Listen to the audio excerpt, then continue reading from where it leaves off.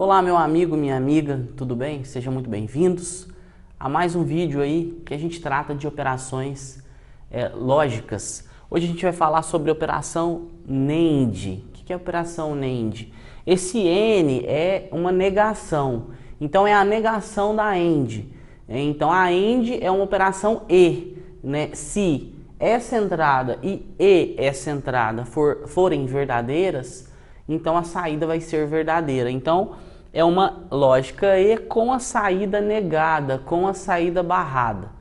Bom, então a equação aqui que representa, né, a nível de circuitos digitais, que representa a operação NAND é o que? É uma operação AND, né? Esse pontinho aqui, né? Esse vezes seria a operação AND, né? De duas entradas. Porém, com a saída barrada. Veja que a gente tem um traço aqui em cima de E1 e E2. Então, a saída vai ser resultado de uma AND com a saída barrada, com a saída invertida. Então, a gente tem uma NAND. Simbologia ANSI, padrão americano, né? Padrão da norma americana e padrão europeu. O americano, a gente já conhece a porta AND, porém, essa bolinha, esse círculo, na saída representa a inversão. Então, basicamente, eu representei com duas entradas, mas poderia ter N entradas. Simbologia ANSI. Simbologia IEC, que é mais usada na área industrial.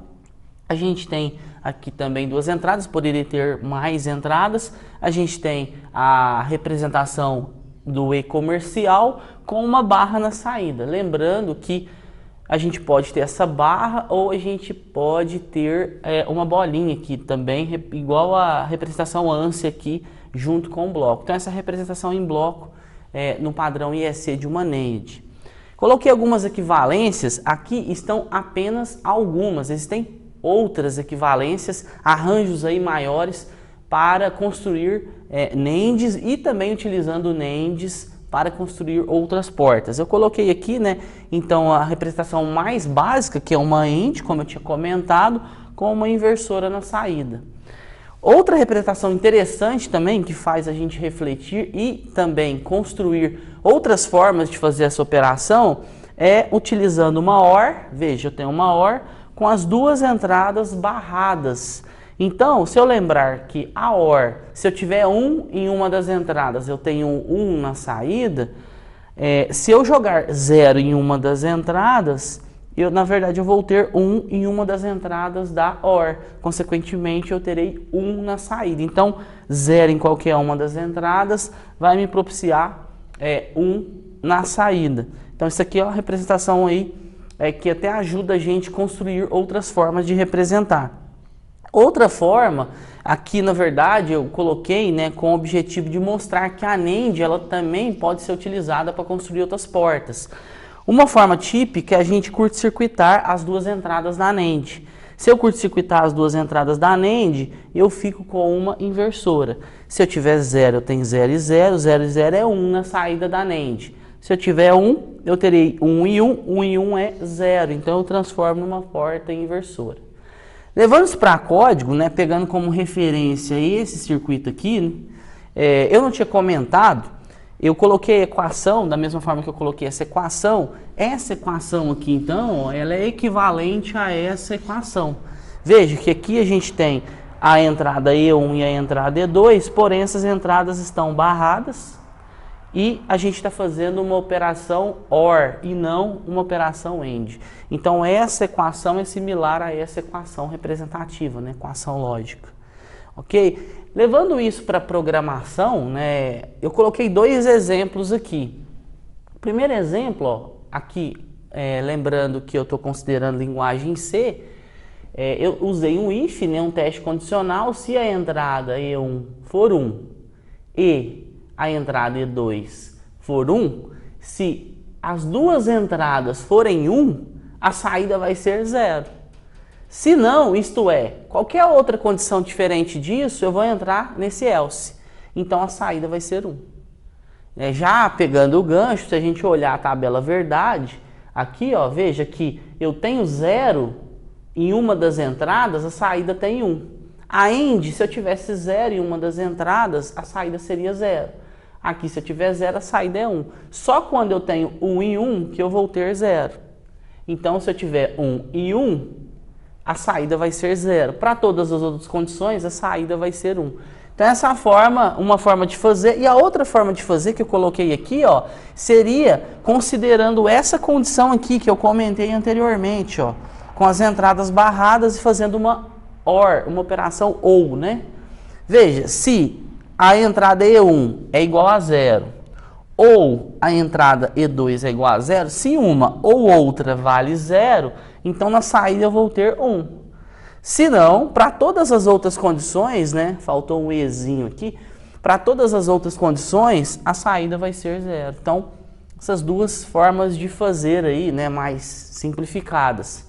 Se a gente trazer isso para o ladder e para o diagrama de circuitos elétricos, é o mesmo raciocínio que a gente considerou aqui, ó.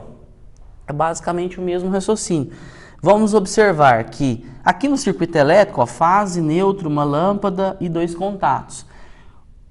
As entradas são os contatos, porém eu tenho uma inversora em cada entrada. O contato que deveria ser aberto, ele vai ser fechado. E eu estou aplicando essas duas entradas numa OR ou numa OU. Então, uma OU é operação paralela. A gente viu operação AND, operação série e OU ou OR é operação paralela. Então, paralelo dos dois contatos ligando à lâmpada. Se esse contato estiver em repouso, estiver em 0, ou esse contato estiver em repouso, estiver em 0, a lâmpada vai ligar por uma dessas linhas, ou pelas duas linhas, né? A corrente vai se dividir. Então, se eu quero desligar a saída, deixar a saída em 0, eu tenho que abrir esse contato e abrir esse contato, deixar as duas entradas verdadeiras. Aqui a representação similar e a análise idêntica, porém usando a simbologia do ladder, né? Aqui a gente está usando 2 contatos barrados em paralelo, acionando uma bobina S representando a saída. Bom, por fim, a gente vai representar essa operação NAND, né? Com um transistor bipolar de junção. A gente pode utilizar outras chaves, como eu já mencionei. E também existem outras formas, até mais complexas, de criar NANDs com transistores. Aqui está bem simplificado. A gente tem 2 entradas, E1 e E2. Veja, e uma saída. Estou usando um resistor pull-up, né? Eu estou alimentando com VCC e jogando no resistor. Para que esse resistor? Para quando um dos transistores ou os dois estiverem abertos, a saída não ficar flutuando. Eu ter uma referência de potencial aqui. Então, se eu tiver 0 em uma das duas, veja que eu tenho como se fosse 2 chaves em série. Se eu tiver 0 aqui, ó, essas chaves que estão aqui em série, uma delas ou as duas vão estar abertas. Elas estando abertas, a saída vai ter 1. Então, se E1 tem 0, esse transistor está aberto. Se ele está aberto, esse terra não vai aparecer aqui, né? É uma chave aberta. Eu tenho 1.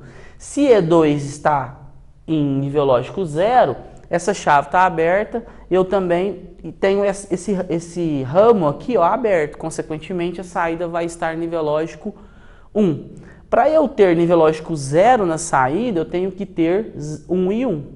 1 e 1, eu vou saturar esse transistor, né? Eu vou polarizar isso diretamente e vou saturá-lo. Vou polarizar também a minha entrada, né? A minha malha de entrada do transistor, eu vou fechar. 2 chaves fechadas, esse 0 aparece aqui. E aí eu vou ter 0, né? 1 e 1, saída em 0. Se eu tiver 0 em uma das entradas, a saída vai ser nível lógico 1. Ok? Forte abraço aí, bons estudos e até a próxima!